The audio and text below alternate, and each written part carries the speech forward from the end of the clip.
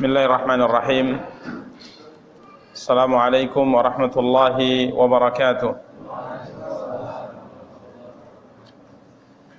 Innal hamdalillah nahmaduhu wa nasta'inuhu wa nastaghfiruh wa na'udzu billahi min shururi anfusina wa min sayyiati a'malina. May yahdihillahu fala mudilla lahu wa may yudlil fala hadiya lahu. Asyhadu an la ilaha illallah wahdahu la syarika lah wa asyhadu anna Muhammadan abduhu wa rasuluh. Qala Allah ta'ala fi kitabihil karim, ya ayyuhalladzina amanu taqullaha haqqa tuqatih wa la tamutunna illa wa antum muslimun.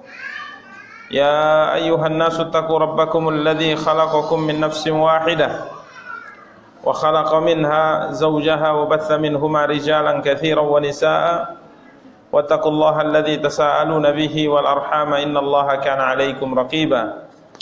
Ya ayyuhalladzina amanu taqullaha wa qulu qawlan sadida yuslih lakum a'malakum wa yaghfir lakum dhunubakum wa may yuti'illaha wa rasulahu faqad faza fawzan 'azima. Amma ba'du fa inna asdaqal hadithi kitabullah wa khairal hadi hadi Muhammadin sallallahu alaihi wasallam wa syarral umuri muhdatsatuha fa inna kulla muhdatsatin bid'ah wa kulla bid'atin dhalalah wa kulla dhalalatin finnar. Ikhwani wa akhawati kaum muslimin kaum muslimat rahimani wa rahimakumullahu jami'an. Puji dan syukur kembali kita ucapkan untuk Allah, salawat beserta salam semoga dilimpahkan oleh Allah untuk junjungan dan panutan kita Nabi Allah yang mulia Muhammad sallallahu alaihi wasallam. Ikhwani wa akhawati kaum muslimin kaum muslimat rahimani wa rahimakumullahu jami'an. Pada kesempatan yang berbahagia kali ini insyaallah taala kita akan kembali melanjutkan kajian kita, mencoba untuk membaca dan menjelaskan kitab Salatatul Usul yang pada pertemuan yang lalu kita telah masuk pada tingkatan agama kita yang ketiga. Apa itu? Al-Ihsan. Di mana Nabi kita yang mulia sallallahu alaihi wasallam bersabda tatkala ditanya oleh Jibril alaihi salatu wassalam tentang ihsan ini, akhbirni anil ihsan, kabarkan kepadaku ya Muhammad tentang ihsan itu apa. Maka Nabi sallallahu alaihi wasallam menjawab, al-ihsanu an ta'budallaha ka'annaka tarahu fa in lam takun tarahu fa innahu yaraka. Ihsan itu adalah an ta'budallah, engkau beribadah kepada Allah seakan-akan engkau melihatnya. Fa in lam takun tarahu, jika seandainya engkau tidak bisa sampai pada tingkat ini, maka ketahuilah bahwasanya Allah Subhanahu wa taala senantiasa melihatmu. Fa illam takun tarahu fa innahu yarak. Ini ihsan yang telah kita jelaskan pada pertemuan yang lalu, dan kita jelaskan bahwa ihsan itu ada dua. Yang pertama al-ihsanu ilal makhluq, dan yang kedua al-ihsanu ilal khaliq. Yang pertama adalah ihsan kepada makhluk, dan yang kedua al-ihsan kepada Khalik, sang pencipta. Ihsan berbuat baik kepada makhluk dan berbuat baik kepada Khalik. Dan telah kita jelaskan pada pertemuan yang lalu tentang ihsan kepada makhluk. Ya, bahkan makhluk di sini bukan hanya kepada siapa? Manusia, bahkan kita diperintahkan untuk ihsan berbuat baik sekalipun kepada binatang, ya, sekalipun kepada binatang. Rasulullah sallallahu alaihi wasallam tatkala ditanya oleh para sahabat tentang berbuat baik kepada binatang, apakah ini juga akan mendatangkan pahala di sisi Allah? Maka Nabi sallallahu alaihi wasallam bersabda, fi kulli kabidi rutbatin ajrun. Nabi SAW mengatakan berbuat baik kepada makhluk yang memiliki lambung yang bisa dibasahi dengan makanan atau minuman, maka berbuat baik kepadanya terhitung pahala di sisi Allah Subhanahu wa taala. Ini ihsan kepada makhluk. Bahkan telah kita jelaskan pada pertemuan yang lalu bagaimana Islam menyebutkan, menceritakan kepada kita tentang beberapa manusia yang masuk surga Allah Subhanahu wa taala hanya karena melakukan perbuatan yang sangat ringan, yakni tatkala ia berbuat baik kepada makhluk, yakni kepada binatang, seorang laki-laki penzina, seorang laki-laki yang banyak melakukan maksiat kepada Allah, namun tatkala ia memberi minum seekor anjing, maka Allah ampuni dosanya dan Allah masukkan ia ke dalam surga. Hanya berbuat baik kepada seekor anjing. Sebaliknya tatkala kita tidak melakukan ihsan kepada makhluk, berbuat jahat, karena lawan ihsan, berbuat baik adalah berbuat jahat. Isa'ah, ahsana yuhsinu ihsanan, lawannya adalah asa'a yusi'u isa'atan, artinya berbuat jahat, berbuat keburukan. Maka tatkala kita berbuat jahat kepada makhluk, sekalipun kepada seekor binatang, maka ini juga menyebabkan kita bisa masuk ke dalam neraka. Di mana Nabi SAW ceritakan tentang seorang wanita yang disiksa oleh Allah Subhanahu wa taala dalam api neraka karena apa? Karena seekor kucing. Ya, seekor kucing yang ia kurung, yang ia ikat, yang tidak ia beri makan dan tidak ia beri minum, sehingga kucing ini pun mati. Maka Allah SWT masukkan wanita ini ke dalam neraka karena sebab seekor kucing ini. Dan Nabi SAW juga sampaikan kepada kita bagaimana tatkala kita menzalimi manusia, melakukan kezaliman kepada manusia, mengganggu manusia, menyakiti manusia, mengambil harta manusia tanpa hak, memukul manusia tanpa hak, menumpahkan darah manusia tanpa hak, maka ini juga merupakan salah satu di antara sebab kita dibinasakan oleh Allah Subhanahu wa taala di dalam api neraka Allah Subhanahu wa taala, sebagaimana dalam hadis orang yang melakukan kezaliman, dia pernah memukul, dia pernah mencela, dia pernah mengambil harta orang lain tanpa hak, maka Allah Subhanahu wa taala perintahkan orang yang ia zalimi untuk mengambil pahala-pahala yang ia punya, dan tatkala pahalanya sudah habis, maka orang-orang yang ia zalimi diperintahkan untuk memberikan dosa mereka kepadanya, sehingga orang ini akhirnya tidak memiliki pahala dan dosanya bertambah. Akhirnya Allah Subhanahu wa taala campakkan ia ke dalam api neraka. Ini ihsan kepada makhluk, di mana Nabi SAW bersabda, innallaha katabal ihsana ala kulli syai'in, sesungguhnya Allah telah mewajibkan atas kalian berbuat baik dalam segala hal. Bahkan dalam menyembelih, Nabi katakan juga hendaknya kita berbuat baik. Ini pembahasan yang telah kita jelaskan pada poin ihsan yang pertama, yakni al-ihsan kepada makhluk. Kemudian kita juga sempat mulai menjelaskan sedikit tentang ihsan kepada Khaliq, kepada Allah, berbuat baik kepada Allah. Tentunya berbuat baik kepada Allah di sini maksudnya adalah berbuat baik kepada Allah dalam bab ibadah. Maka pada pertemuan yang lalu kita sedikit singgung kesalahan pemahaman sebagian kelompok yang memahami hadis Nabi SAW ini dengan pemahaman yang tidak benar, dengan pemahaman yang salah. Di mana Nabi SAW mengatakan anta'budallah ka'annaka tarahu. Ihsan itu adalah engkau beribadah kepada Allah seakan-akan engkau melihat Allah. Kita telah jelaskan pada pertemuan yang lalu bahwa seakan-akan melihat Allah di sini bukan apa kemarin? Membayangkan zat Allah. Bukan seakan-akan melihatnya, ini seakan-akan kita membayangkan zat Allah, ini tidak benar. Kenapa? Karena kita tidak pernah melihatnya. Dan kalau dikatakan artinya sebagaimana yang dipahami oleh mereka, membayangkan, bagaimana kita bisa membayangkan sesuatu yang tidak pernah kita lihat? Ini yang telah kita jelaskan. Jadi artinya ini bukan membayangkan. Artinya maknanya bukan membayangkan. Karena bagaimana kita bisa membayangkan sesuatu yang tidak pernah kita lihat? Tentunya kalau kita membayangkan sesuatu yang tidak pernah kita lihat, biasanya kita akan menyerupakan sesuatu itu dengan sesuatu yang pernah kita lihat. Kita contohkan apa kemarin? Orang buta yang pernah sesaat melihat di atas muka bumi ini, dan yang bisa dia lihat hanya seekor ayam jantan. Maka tatkala orang mengatakan kepadanya matahari sangat panas, maka dia mengatakan matahari gimana ya? Apakah seperti jengger ayam? Ini apakah seperti sayap ayam? Apakah seperti bulu ayam? Karena memang di benaknya, di otaknya, di memorinya hanya ayam itu yang ada. Maka tatkala kita membayangkan Allah SWT, pasti kita akan membayangkan sesuatu zat Allah SWT dengan sesuatu yang pernah kita lihat. Dan ini tidak mungkin, karena manusia tidak pernah melihat Allah dan tidak akan pernah melihat Allah secara nyata di atas muka bumi ini dengan mata kepalanya. Apa kata Rasulullah SAW tatkala beliau mengingatkan tentang fitnah Dajjal? Rasulullah SAW mengatakan, "I'lamu, ketahuilah oleh kalian, innakum lan tarau rabbakum hatta tamutu." Sesungguhnya kalian tidak akan pernah melihat Rabb kalian di muka bumi ini sampai kalian meninggal. Makanya Bapak Ibu, ikhwan dan akhwat yang dimuliakan oleh Allah, kalau seandainya ada seseorang yang mengaku pernah melihat Allah SWT di malam hari, pernah melihat Allah tatkala berzikir kepadanya Subhanahu wa taala, pastikan kalau dia dusta.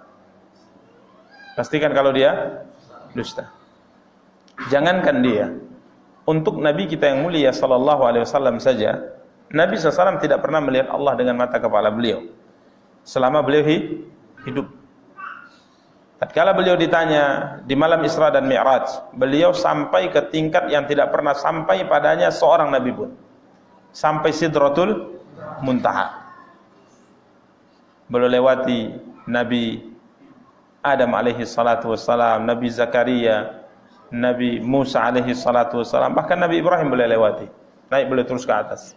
Sampailah beliau ke Sidratul Muntaha. Di sanalah beliau menerima perintah-perintah Allah, di antaranya adalah kewajiban salat 5 waktu. Di Sidratul Muntaha, Nabi langsung diajak bicara oleh Allah. Allah berbicara langsung pada Nabi, memerintahkan beliau dengan beberapa perintah.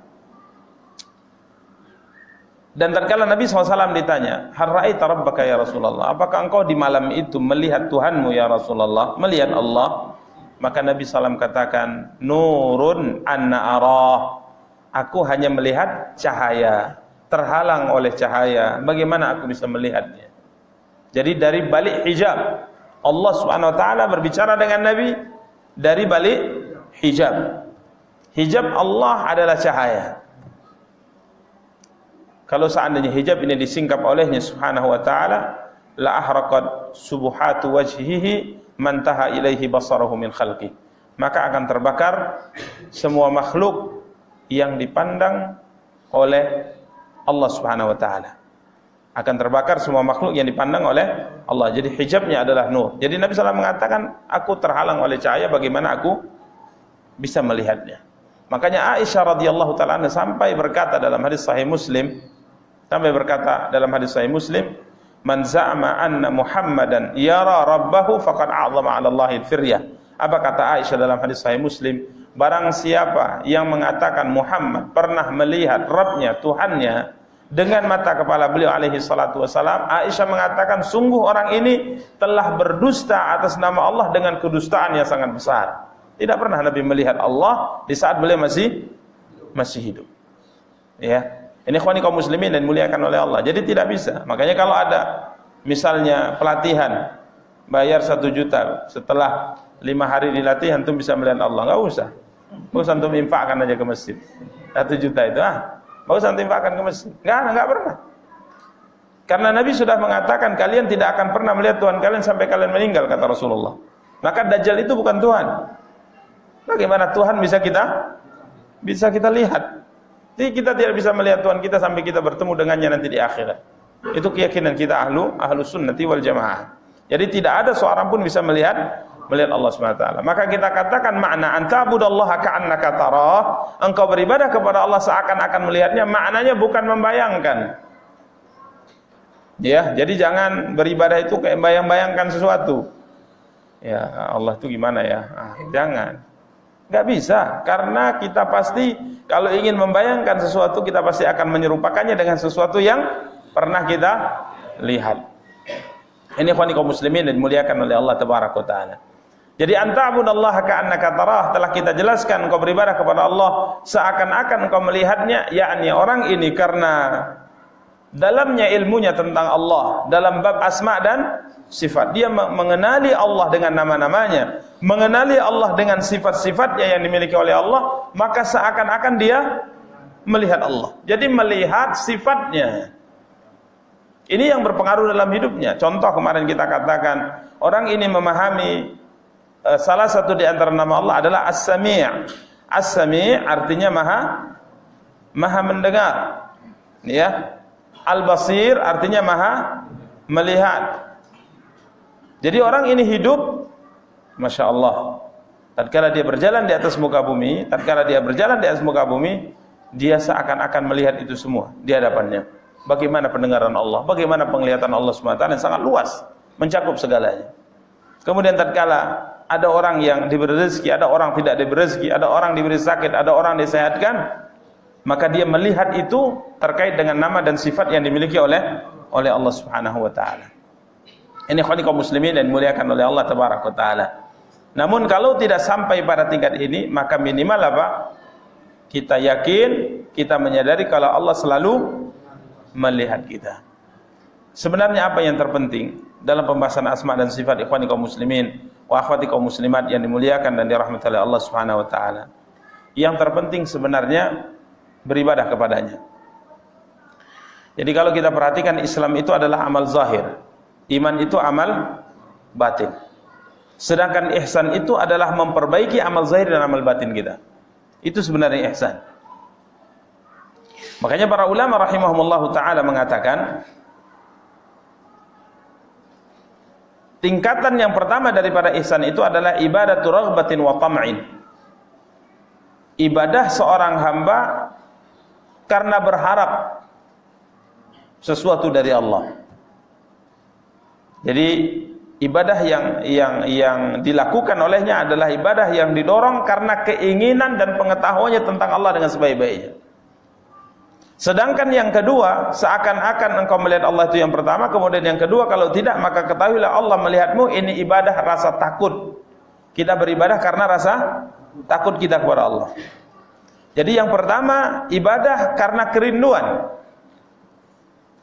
ibadah karena keinginan.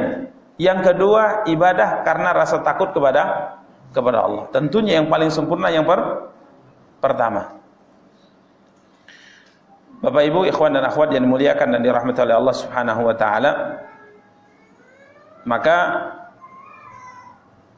inti daripada pembahasan ihsan adalah memperbaiki ibadah kita kepada Allah. Itu intinya. Ya. Ihsan itu intinya sebenarnya memperbaiki ibadah kita kepada Allah Subhanahu wa taala. Karenanya para ulama tatkala menjelaskan pembahasan ini, mereka mengatakan al-hasu 'alal ikhlas fil ibadah. Sebenarnya ihsan itu adalah mendorong kita untuk senantiasa ikhlas dalam beribadah kepada Allah dan selalu merasa diawasi oleh Allah, sehingga kita menyempurnakan kehusyuan kita, ketundukan kita, kerendahan kita, kehinaan kita di hadapan Allah SWT. Intinya kita perbaiki zahir dan batin kita. Kita perbaiki zahir dan batin kita. Zahir kita perbaiki, batin kita perbaiki. Karena apa? Sehari-hari seakan-akan kita melihat Allah, dan sehari-hari minimal kita merasa selalu diawasi oleh Allah SWT. Ini sebenarnya intinya. Maka jangan sampai tatkala kita ingin sampai pada tingkat ihsan, yang ada adalah bagaimana cara kita bisa melihat Allah. Itu tidak benar. Tapi bagaimana kita bisa memperbaiki ibadah kita kepada Allah dengan sebaik-baiknya, itu tingkatan ihsan. Maka ikhwani kaum muslimin dan muliakan oleh Allah, orang yang sampai pada tingkat ini, dia tidak akan pernah berani bermaksiat kepada Allah. Tidak akan pernah berani bermaksiat kepada Allah. Coba pada tingkatan yang terendah saja, selalu merasa diawasi oleh Allah. Kalau kita merasa selalu diawasi oleh Allah, berani nggak kita bermaksiat kepadanya? Hah? Kita bekerja, kemudian di ruangan kita dipasang apa? CCTV.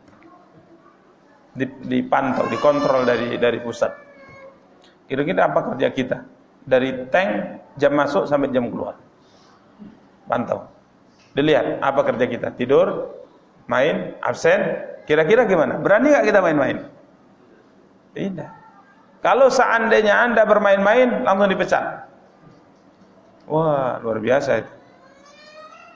Nih ya, insya Allah tidak ada yang bolos ya. Semuanya masuk. Nah ya, itu dipantau oleh CCTV. Jadi kalau perasaan kita selalu diawasi oleh Allah, itu minimal. Berani kita bermaksiat, berani tidak kita bermaksiat kepada Allah? Tidak berani, takut kita bermaksiat. Cuman kita belum sampai tingkatan ihsan. Ini bukti nih, belum sampai tingkatan ihsan. Tapi sampai mana kemarin kita bilangnya? Masih Islam mungkin ya. Tapi nggak tahu lah, mungkin antum sudah mukmin mungkin. Insyaallah. Kami tingkatan iman insyaallah. Tapi kalau ihsannya berat memang. Ya, selalu merasa diawasi oleh Allah. Karena kalau sudah sampai kita pada tingkatan ihsan, jadilah kita seperti seorang pengembala. Yang dikatakan oleh Abdullah bin Umar, tatkala dia turun dari gunung membawa dombanya, apa kata Abdullah bin Umar? Juallah untukku seekor kambing. Dia mengatakan, tidak bisa ya Aba Abdullah, karena saya pengembala. Karena saya pengembala. Ini bukan punya saya. Abdullah bin Umar bilang, ya bilang saja kalau dihitung, misalnya tadinya 100 dihitung cuma 99, bilang dimakan serigala kan selesai, nggak ada yang tahu. Maka apa katanya? Ya kalau seandainya tuanku nggak tahu, tapi bagaimana Allah? Bagaimana Allah? Ini kalau sudah sampai ihsan ini dia. Muncul rasa takutnya untuk melakukan maksiat kepada Allah. Kalau kita sampai pada tingkatan ihsan, kita akan menjadi seperti seorang wanita, seorang gadis, anak dari penjual susu. Hadis masyhur. Apa kata ibu? Tatkala Umar bin Khattab. Umar bin Khattab itu memang setiap malamnya itu sering berkeliling di kota Madinah. Ini baru khalifah. Keliling, diam-diam. Kelilingnya apa? Diam-diam. Bukan untuk apa-apa, tapi tujuannya adalah untuk membantu jika seandainya ada kaum muslimin yang mungkin butuh bantuan. Mungkin kalau melapor segan atau ada halangan dan sebagainya, maka beliau sering keliling. Dan banyak cerita yang diceritakan dalam sejarah apa yang dilakukan oleh beliau di saat malam itu, sampai beliau membantu seorang janda miskin yang punya anak, ya kan, kelaparan di luar kota Madinah. Dia buat tenda, kelaparan, kemudian anaknya menangis. Sang ibu terus memasak, rupanya dimasak adalah batu. Nah, anaknya menangis kelaparan, ibunya bilang sebentar lagi supaya tidur gitu loh. Karena anak itu makin lama menangis, lama-lama capek, pasti dia tidur. Maka Umar mengatakan, apa yang kau masak wahai ibu? Dia mengatakan, saya masak batu. Untuk apa? Ya, supaya mereka diam. Masya Allah, Umar nangis. Kemudian beliau pergi kemana? Ke gudang. Ada pengawalnya, dia bawa budaknya. Maka apa kata budak? Biar saya mengangkatnya ya Amirul Mukminin. Dia bawa gandum 1 goni, diangkutnya di pundaknya. Apa kata budaknya? Dia mengatakan, biar saya mengangkatnya. Dia Umar mengatakan, celaka engkau. Aku yang akan bertanggung jawab di hadapan Allah tentang ini, bukan kau. Dia yang mikul. Sampai di sana dimasakkannya, kemudian dia mengembus sampai dikatakan asap itu melewati janggut beliau yang panjang. Ya, sampai sampai disebutkan dalam sebagian cerita lagi, tatkala membantu seorang wanita yang sedang melahirkan, dia mengatakan bahwasanya engkaulah yang lebih layak menjadi Amirul Mukminin daripada Umar bin Khattab yang ada di rumahnya sana. Engkau yang lebih layak. Kalau Umar itu enggak layak, kau yang layak jadi Amirul Mukminin sebenarnya. Padahal dia siapa? Umar bin Khattab. Ini Umar, Masya Allah. Ya. Memang beliau, kalau orang tidak pernah melihat beliau itu tidak ada bedanya antara beliau dengan siapa? Dengan kaum muslimin yang lain. Sebenarnya banyak cerita beliau, Masya Allah ya. Pernah dalam satu peperangan, perang Qadisiyah waktu itu, Umar bin Khattab setiap harinya, waktu itu kan belum ada telepon. Gimana keadaan kalian? Nggak ada. Jadi pembawa surat itu berhari-hari. Jadi Umar setiap hari itu keluar ke pinggiran kota Madinah menunggu. Biasanya kalau dulu tukang pos itu dari tempat dikirimnya surat sampai sejauh mana kuda itu kuat dengan berlari kencang sudah ditunggu oleh kuda lagi. Contoh misalnya kuda itu kencangnya dengan maksimal kecepatannya pada jarak 5 kilo. Maka 5 kilo di depan sudah ditunggu kuda baru. Sampai langsung kasih surat, kencang lagi 5 kilo tunggu. Sehingga surat itu bisa sampai dengan apa? Dengan cepat. Jadi Umar nggak tahu nih keadaan kaum muslimin di perang Qadisiyah, jumlah pasukan di bawah besar puluhan ribu, perang dengan pasukan ratusan ribu. Apa cerita dan keadaan mereka beliau tidak tahu. Jadi beliau setiap hari itu keluar di pinggiran kota Madinah menunggu. Kira ada utusan yang bawa surat. Tiba-tiba dari kejauhan ada seorang menunggang kuda. Akhirnya yang lewat kepada Umar. Umar mengatakan stop, kata Umar. Apa ceritanya? Dia mengatakan ceritanya Masya Allah. Tapi makin apa? Kencang saja. Dia nggak tahu yang nunggu itu siapa. Umar jadi lari di belakang. Gimana ceritanya? Sambil kencang dia, banyaklah ceritanya. Yang terbunuh si fulan, Masya Allah. Siapa lagi? Banyak. Kau nggak tahu katanya. Dia Umar langsung masuk, lari dikejar. Sampai tatkala masuk Madinah, orang ini kan mulai menjalankan kudanya dengan perlahan untuk menuju Umar. Kiranya tatkala masuk kota Madinah, orang bilang, Assalamualaikum ya Amirul Mukminin. Ya, terkejut dia. Hah? Amirul Mukminin. Langsung turun dia. Langsung dia turun. Dia meminta apa? Minta maaf. Dia minta maaf. Iya, Masya Allah. Jadi Umar mengatakan, coba ceritakan apa? Diceritakanlah si fulan meninggal, si fulan, dan banyak sekali ya Amirul Mukminin yang kau tidak tahu mereka akan, tapi kaum muslimin diberikan oleh Allah kemenangan. Itu Umar bin Khattab. Jadi di malam itu Umar bin Khattab radhiyallahu taala beristirahat karena lelah keliling kota Madinah, istirahat di sebuah gubuk, di sebuah rumah di pinggiran kota Madinah. Kiranya ada percakapan yang sangat luar biasa. Apa kata sang ibu? Anak, campurkan susu itu dengan air. Jadi campur pakai air supaya kita dapat untung banyak. Apa kata sang anak? Ibu, sesungguhnya Amirul Mukminin telah mengumumkan kepada seluruh kaum muslimin, kita tidak boleh melakukan apa? Kecurangan dalam jual beli. Ini sudah dilarang. Kalau bahasa kita mungkin sudah keputusan pemerintah. Ada himbauan gitu. Tidak boleh mencampur dengan air. Tapi sang ibu mengatakan, sudah campur saja. Kita sekarang berada di tempat yang jauh dari Amirul Mukminin. Enggak akan dengar itu Umar. Jauh kita ini. Umar di samping itu. Lagi duduk santai. Kelelahan beliau. Terus dipaksa ibu. Akhirnya sang anak mengatakan, ya ibunda, kalau seandainya Umar tidak tahu, maka Rabb Umar bin Khattab itu pasti tahu. Allah pasti tahu. Ini ihsan. Ihsan yang ada di anak ini.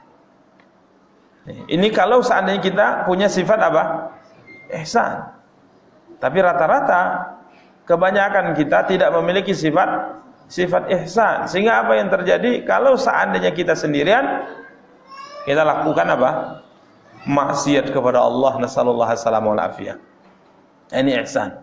An ta'budallaha ka'annaka tarahu fa illam takun tarahu fa innahu yaraka. Jadi intinya ihsan itu adalah memperbaiki zahir dan batin kita, itu intinya. Jadi bukan berusaha untuk bisa melihat Allah, itu tidak benar.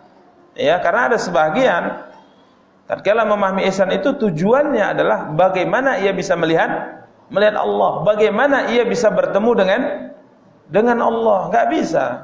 Ya, karena selama kita hidup di dunia, kita tidak akan pernah bisa melihat Allah Subhanahu wa taala. Nanti di akhirat insyaallah kita akan bisa melihatnya. Bahkan melihat Allah Subhanahu wa taala di akhirat merupakan nikmat terbesar yang Allah berikan kepada penduduk surga. Melihat wajah Allah Subhanahu wa taala. Ya, melihat wajah Allah Subhanahu wa taala. Ini ikhwani kaum muslimin wa akhwati kaum muslimat yang dimuliakan dan dirahmati oleh Allah Subhanahu wa taala tentang ihsan yang hanya satu rukun, yakni an ta'budallaha ka'annaka tarahu fa illam takun tarahu fa innahu yaraka. Kemudian ikhwani kaum muslimin wa akhwati kaum muslimat yang dimuliakan dan dirahmati oleh Allah Subhanahu wa taala, beliau menyebutkan tentang dalil tingkatan agama kita yang tiga tersebut dengan menukilkan kepada kita hadis diriwayatkan oleh Umar bin Khattab radhiyallahu taala.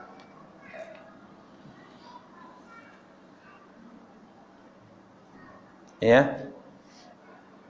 Di mana beliau menyebutkan dalil dari sunnah. Dalil dari sunnah. Hadis dikenal dengan hadis Jibril. Ya, dikenal dengan hadis Jibril. Beliau sebutkan terlebih dahulu sebenarnya adalah dalil dari Al-Qur'an ya.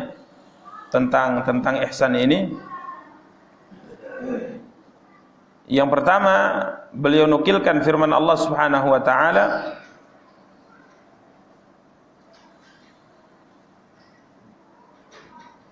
yang Allah firmankan dalam surat An-Nahl ayat 128.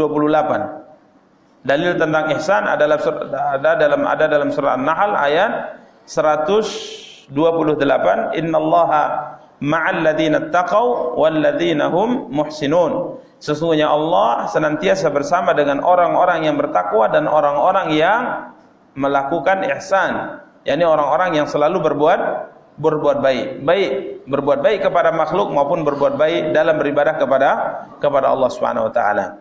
Kemudian beliau nukilkan juga firman Allah dalam surat Asy-Syu'ara ayat 217 sampai 220.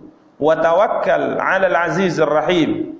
Wa tawakkal 'alal 'azizir rahim alladzi yaraka hina taqumu wa taqallubaka fis sajidin innahu huwas samiul alim. Allah Subhanahu wa taala berfirman, dan bertawakkallah kepada Allah yang Maha Perkasa lagi Maha Penyayang. Alladzi yaraka hina taqum, yang melihat kamu ketika kamu berdiri untuk salat, dan juga melihatmu tatkala engkau taqallubaka fis sajidin, perubahan gerak badanmu di saat engkau sujud. Innahu huwas samiul alim, sesungguhnya dia adalah Rabb yang Maha mendengar lagi Maha mengetahui. Ini menunjukkan bahwa Allah melihat kita. Allah melihat kita. Apapun yang kita lakukan senantiasa selalu dilihat dan diawasi oleh Allah. Apapun yang kita lakukan, dimanapun kita berada, ini selalu kita diawasi oleh siapa? Oleh Allah Subhanahu wa taala. Bahkan beliau juga menukilkan surat ayat dalam surat Yunus, ya, ayat 61. Allah Subhanahu wa taala berfirman, "Wa ma takunu fi sya'nin wa ma tatlu minhu min Qur'anin wa la ta'maluna min 'amalin illa kunna 'alaikum syuhudan ittufiduna fi."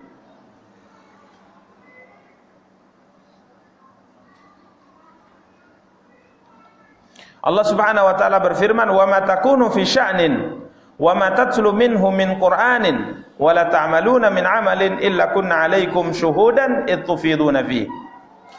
Kamu tidak berada dalam satu keadaan apapun, kata Allah.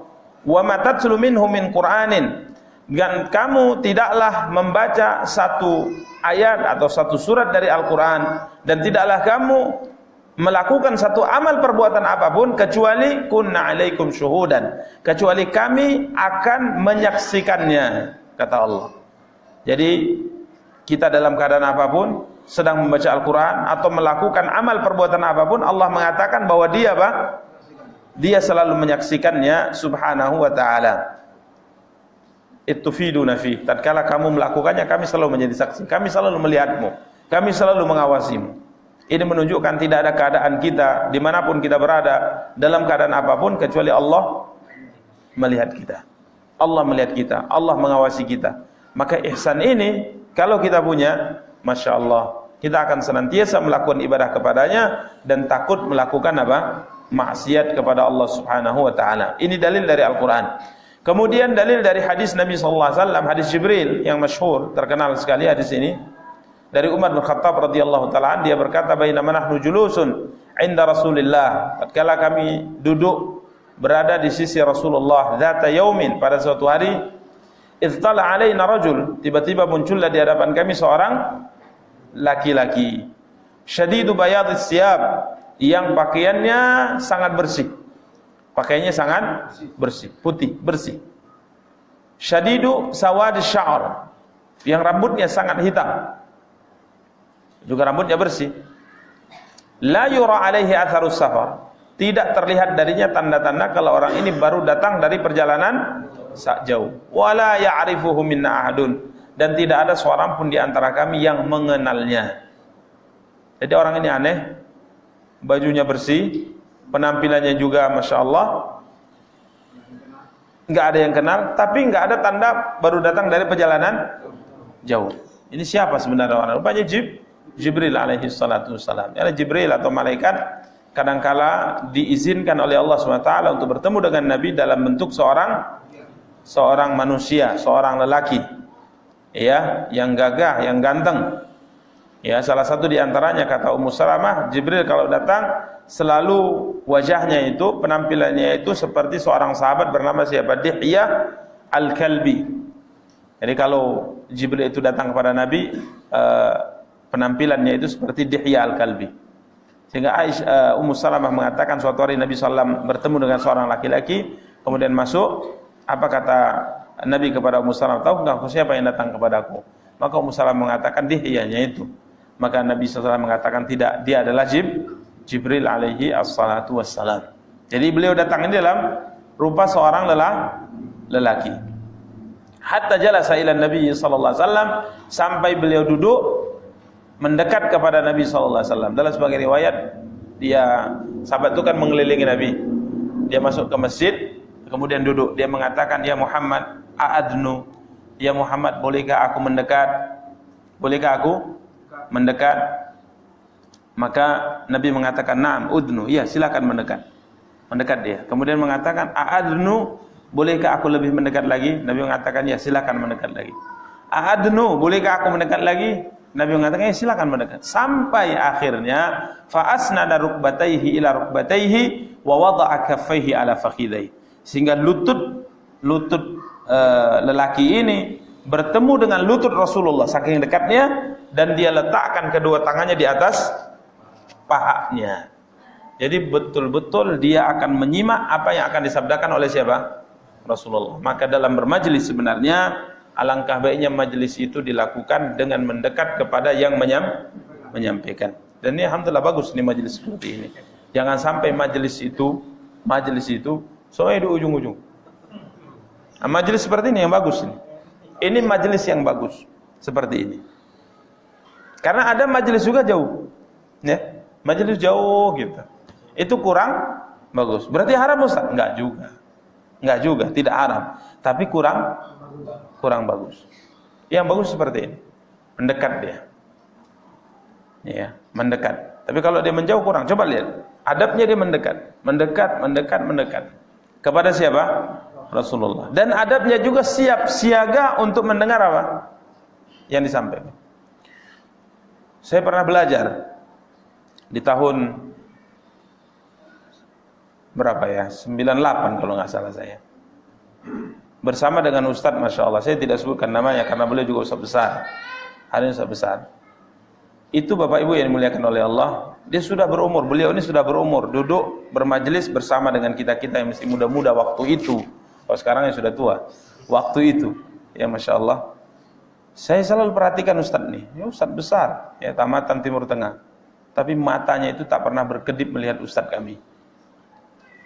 Seperti itulah betul kalau kita lihat dalam sejarah, murid itu kepada guru seperti seekor singa akan menerkam mangsanya. Luar biasa. Kita sekarang minum kopi ya kan. Kalau kami dulu belajarnya gitu Bapak Ibu yang dimuliakan oleh Allah, santai. Karena belajarnya jadi jam 8 sampai zuhur. Satu kitab yang dibahas. Itu saya dibaca. Ya bosan juga, tapi Ustaz ini Masya Allah. Saya malu kita. Ilmunya seperti itu. Mungkin karena ilmunya tinggi maka semangat ya. Kalau kita karena ilmunya nggak tinggi kurang semangat. Kan gitu biasanya kan. Biasanya. Jadi Masya Allah ya, adab itu. Dia mendekat, kemudian siap untuk mendengar apa yang disampaikan oleh siapa? Rasulullah SAW. Wa wada'a kaffayhi ala fakhidayhi. Dan juga adab ini bab adab. Ya. Coba lihat bagaimana Jibril datang dengan penampilan yang bagus. Makanya kalau belajar penampilannya juga dirapikan juga. Jangan asal-asalan datang belajar. Ya minimal mandi dulu ya. Pakai pakaian yang bagus. Ya. Ini adab demi menghormati ilmu. Makanya salaf mengatakan, Imam Malik rahimahullah taala, tatkala sebelum subuh dia mau cepat untuk datang ke majelis, apa kata ibunya? Tunggu dulu kata ibunya, kemari dulu. Jangan buru-buru katanya. Diperbaiki sorbannya, diperbaiki bajunya, kemudian diambilkan kitab, pegang, seperti ini kau belajar. Itu adab. Makanya para ulama kita dulu mengatakan, kami belajar adab dulu baru belajar ilmu. Kalau kita datang asal-asalan, menunjukkan kita tidak menghormati apa? Ilmu, bukan Ustaz. Ustaz tak perlu antum hormati. Ustaz tak perlu. Yang disampaikan Ustaz itu yang perlu antum hormati. Menunjukkan kalau kita itu menghormati apa yang sedang akan kita belajar. Itu yang diajarkan oleh orang tua salaf kepada anak-anak mereka. Sehingga mereka menghormati apa? Ilmu yang disampaikan. Jadi bukan sembarangan berangkat. Jadi panggil dulu. Jangan dulu berangkat, kata Imam Malik. Ibundanya menahannya. Jangan dulu berangkat. Dirapikan, bajunya dirapikan, sorbannya dirapikan, dikasih buku. Kalau menuntut ilmu seperti ini dulu, kata ibunya. Itu adab. Nah, kalau kita sekarang ilmu banyak tapi adab tak ada. Ini musibah. Kalian itu kata ulama lebih butuh banyak adab daripada banyak ilmu. Itu kata para ulama, lebih butuh banyak adab daripada banyak ilmu. Karena ilmu yang ada pada seorang yang tak beradab, ilmunya rusak. Rusak ilmunya. Apa kata orang? Masa berilmu kayak gitu adabnya gitu. Jadi adab. Coba adab menuntut ilmu. Penampilannya apa? Bagus, rapi. Ini adab kata para ulama.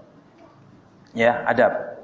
Tapi ini tentunya bukan orang-orang seperti antum. Ini biasanya bagi anak-anak muda yang di lembaga sekolah ini kita ingatkan. Karena ada di lembaga sekolah itu bangun tidur langsung berangkat ke kelas. Bangun tidur langsung berangkat ke kelas. Belum mandi. Itu kurang menghargai apa? Ilmu. Kurang menghargai ilmu. Ini khani kaum muslimin dan muliakan dan dirahmati oleh Allah Subhanahu wa taala. Tatkala ia sudah mendekat kepada Nabi, dia mengatakan, "Ya Muhammad, akhbirni anil Islam." Dia mengatakan, "Ya Muhammad, kabarkan kepadaku tentang Islam itu. Islam itu apa?" Islam itu apa? Maka Nabi SAW menjawab, "Al-Islamu an tashhadu an la ilaha illallah wa anna Muhammadar Rasulullah wa tuqimus shalah wa tu'tiyaz zakah wa tusuma Ramadan wa tahujjal baita in istata'ta ilaihi sabila." Ini sudah kita jelaskan dalam pembahasan tingkatan pertama, yakni Islam. Nabi mengatakan Islam itu adalah engkau bersyahadat bahwa tidak ada sesembahan yang berhak disembah kecuali Allah dan Muhammad adalah utusan Allah. Yang pertama. Kemudian yang kedua menegakkan salat, yang kedua menunaikan zakat, yang ketiga puasa Ramadan, yang keempat berhaji kalau ada kemampuan. Itu Islam. Ini zahir. Jadi kapan kita tahu dia muslim? Kalau dia syahadat, kalau dia salat, kalau dia puasa, kalau dia zakat, kalau dia haji ke Baitullah. Kalau zahirnya tidak melakukan ini semua, bagaimana kita tahu dia muslim? Ini yang kita jelaskan pada pertemuan yang lalu.